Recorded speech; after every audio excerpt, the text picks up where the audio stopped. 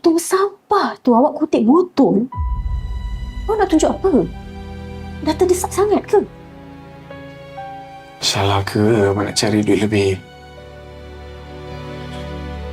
Saya ada duit lah. Awak ni memang betul-betul dah apa-apa gedanya ke? Kan adalah duit sikit. Tapi tak banyak. Itu pun untuk nak tanggung kos rawatan dia. Saya tak akan terima awak. Saya dah katakan, saya tak nak hidup susah. Awak nak sahut cabaran papa awak, itu masalah awak. Tapi jangan nak libatkan saya. Tak, abang tak sahut apa-apa pun. Kan papa dah buang abang. Lagi pula hebat ke seorang anak tu nak tunjuk ego kat bapak dia sendiri. Ni lagi satu. Awak memang tak nak terima Rin ke? Kenapa nak hidup susah? Bagilah dia peluang bahagikan awak. Takkanlah sikit pun tak ada ruang untuk dia. Sampai mati pun takkan ada ruang untuk membunuh anak kita, Liam.